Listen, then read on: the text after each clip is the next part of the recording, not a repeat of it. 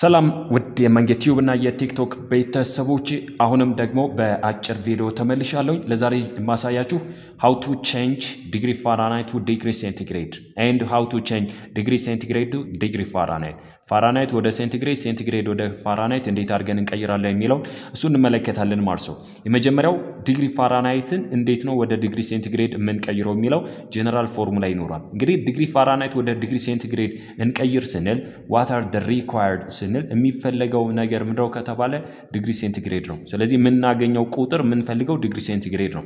ሶ ጀነራል ፎርሙላው በመንሰራበት ሰዓት ዲግሪ ሴንቲግሬድ is equals to ዲግሪ ፋራናይት minus 32 ከዲግሪ ፋራናይት ላይ 32 እንቀንስና ሲባዛ 5/9 5/9ኛ አድርገን በዚህ መሰረት ጀነራል ፎርሙላው ይሄ ይሆናል ማለት ነው።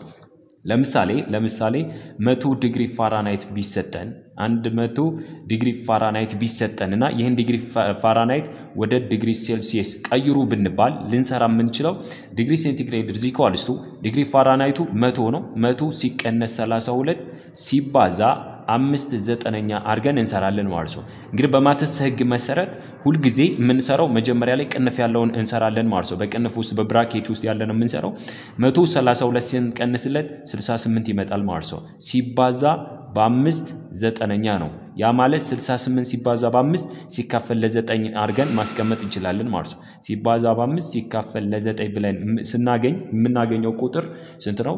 68 ሲባዛ በ5 340 ነው። ሲካፈል ለ9 አጠቃላይ 37.7 ዲግሪ ሴንቲግሬድ ይሆናል ማለት ነው።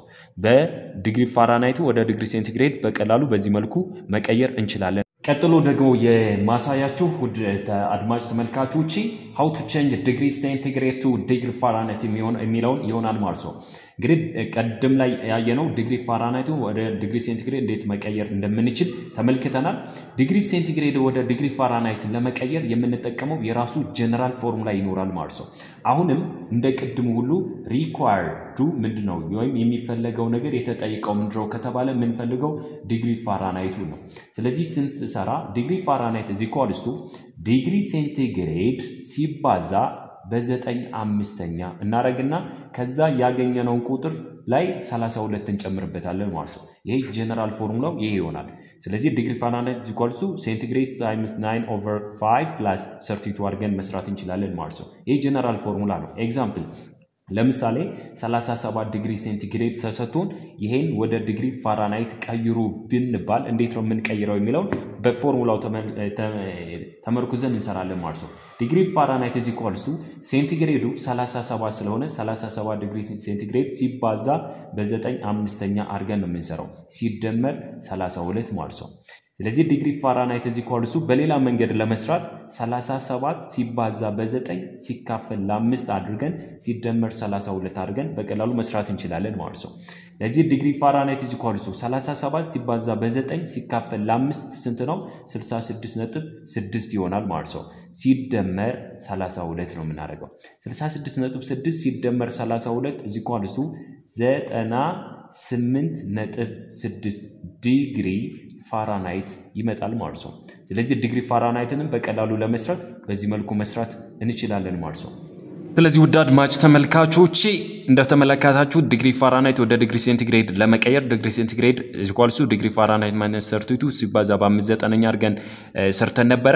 ስለዚህ ለእናንተ ጥያቄ 105 ዲግሪ ፋራናይትን ትሰራላችሁ ማለት ነው። እንደዚሁ ዲግሪ ሴንቲግሬድ ወደ ዲግሪ ፋራናይት ለመቀየር ዲግሪ ፋራናይት is equals to centigrade times 9/5 plus 32 ይሄ ጀነራል ፎርሙላው ነው። ስለዚህ ይሄን ጀነራል ፎርሙላ ተከትላችሁ ዲግሪ ሴንቲግሬድ ወደ ፋራናይት 40 ዲግሪ ሴንቲግሬድ ወደ ዲግሪ ፋራናይት ቀይራላችሁ። 105 ዲግሪ ፋራናይትን ደግሞ ወደ ዲግሪ ሴንቲግሬድ ቀይራችሁ ኮሜንት ሴክሽን ላይ ወዳውኑ ተውሉ አስቀምጡ። መንጌ ነበርኩኝ። ሌሎች እንዲሰሩላችሁ የምትፈልጓቸው ጥያቄዎች ካሉ እንደዚሁ የጤና መረጃዎች ካሉ ኮሜንት ላይ አስቀምጡልኝ። ሰላማችሁ ይብዛልኝ። ወዳችኋለሁ።